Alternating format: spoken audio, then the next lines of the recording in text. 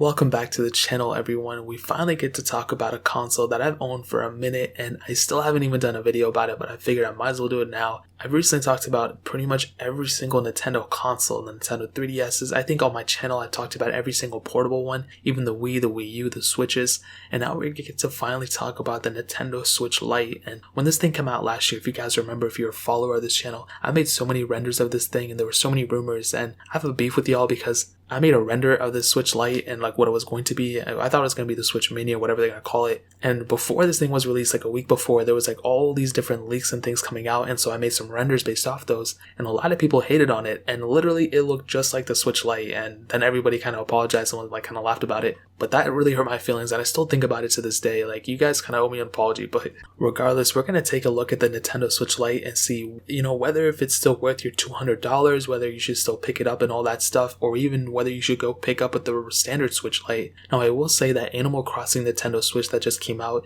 is a super good looking console. I really want to pick it up, but my main Switch is not even broken at all. But I do like those Joy-Cons, so I might end up picking up those Joy-Cons anyway. But with the Switch Lite, obviously you can't really do that because the Joy-Cons are built in. But this thing came out last year in 2019, and technically it was released in September, I guess. I thought it was going to be released early on, but it wasn't. And this thing, during its retail price, came out for about $200. And the funny thing is that since this thing has been released, it's only been a couple months. It hasn't been like a year or anything. But this thing still is going for about $200 on eBay, and even on Amazon, it's still about that price. So if you want to pick it up, I'll leave that link down in the description. You can get it from there, help support the channel at the same time. But the weird thing is, usually with consoles, they depreciate, quite a bit after they're released. The Xbox One S, even the X1 X, the PS4 Pros, and all those consoles, they depreciate over time very, very, a lot. But with the Switches, for some reason, they just hold their value like crazy. Even if you look at the standard Nintendo Switch that came out a couple years ago, that one still is going for quite a bit of money in the market. And I can only, allude that to a couple things. One, these things are still great consoles, obviously, but two, people just don't really want to get rid of them. Maybe, I don't know, maybe nobody wants to sell them. They just want to keep them and just kind of put them for a price. And I think that's probably the main one. But with the Nintendo Switch Lite, when it came out, it had a couple cool advantages for sure. It had a lot of things going for it, but also it had some weird little things that I'm not really too sure why Nintendo did. They could have gone a couple different ways of doing it, and it kind of makes sense. They wanted it to be different than the standard Switch, but at the same time, they had to take a really weird approach. And I don't hate on this console, but if it's between the Switch and the Switch Lite, I would probably pick up a standard Switch. Now, looking on the front of this thing, you have a 5.5-inch capacitive touchscreen, and honestly, in my opinion, I think this panel looks better than the one on the Switch. Maybe it's just my eyes, but maybe because my Switch one is so dirty. But this panel is actually pretty decent. It's pretty reflective though, so you can literally see anything that it's like a mirror almost. But for the most part, the screen is pretty decent. It's smaller than the standard Switch, but I don't think it's that bad or anything like that. You do have pretty much the Joy-Cons on the left and right. It's just standardly built in, and the left and right buttons up top. But I will say that this is almost like the perfect size of a console. The one thing that I don't really like about it is that there's so much bezel around the screen. Now in this day and age, we're in a way of getting more screen real estate and all that stuff with our phones. And the screen, I feel like they could have pushed it out a little bit more. But again, they weren't trying to go for the most premium thing. It was more like a budget Switch at the end of the day.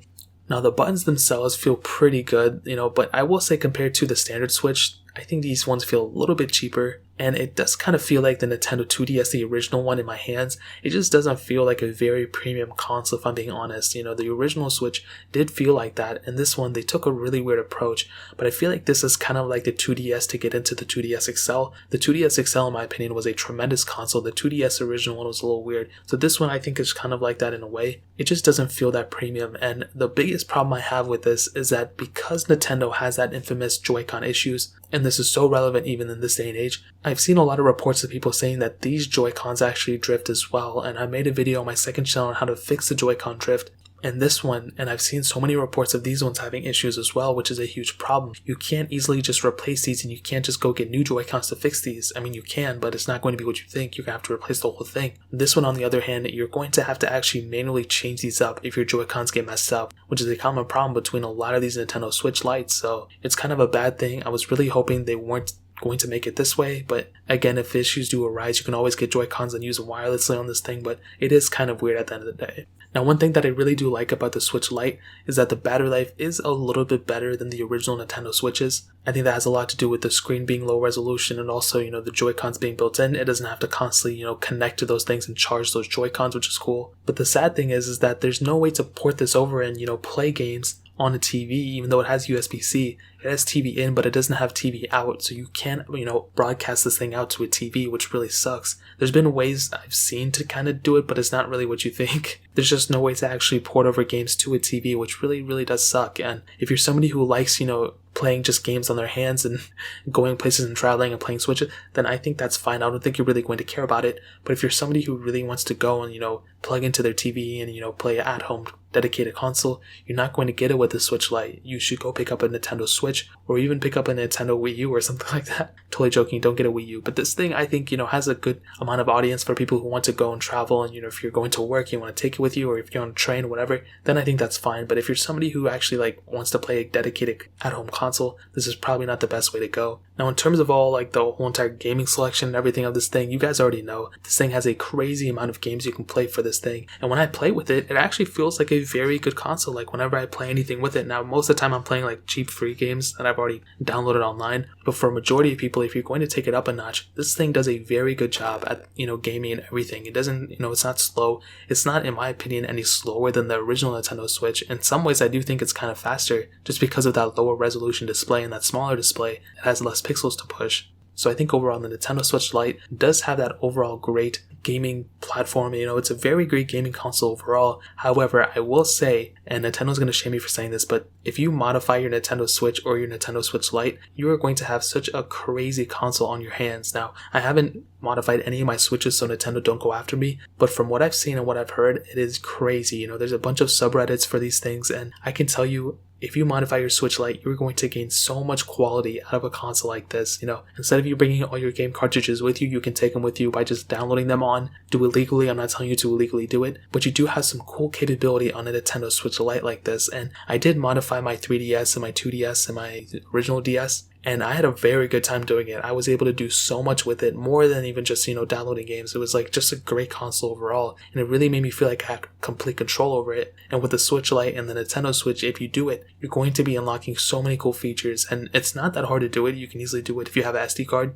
And I think a USB charger as well to plug into your computer, but I don't really remember. But either or, it's a very good console for modding and everything. So if you're into it, I would highly recommend you to do it. Now, most of the times when I do talk about a console, I talk about the depreciation, which I've already done. And it hasn't depreciated that much. It's only been out for a couple months. And like I said, in the used market, it still is going for that, price tag that it did before. So there's really not much going for it there. But I still think if you're in the market, a Nintendo Switch Lite, I think is probably the better way to go. So here's how I'll break it down, okay? I know I kind of contradicted myself there. But if you're in the market and you have to buy a brand new console, I think the Switch Lite might do you better in the short term. I think it, if you don't really care about longevity or anything, which is probably in 1% of you, I think you will probably be okay with the Switch Lite. However, when you consider the fact that the Joy-Cons could potentially go bad on your console, it's not going to be the best thing in the world, and it's going to be super, super obnoxious. I'll give you an example. With my Nintendo Switch, my blue one, that one is actually very, very weird. It has very finicky controls, and the Joy-Con drift is so bad on that thing, which I really, really dislike. However, I know in the back of my head that I can easily go get new Joy-Cons and replace them, which is going to be very easy. It's not going to be a crazy thing that I have to do. I just go to Best Buy or go to Walmart or wherever and just pick up a Joy-Con and then just bring them back and reconnect them, and I can throw the old ones out or I can do whatever. But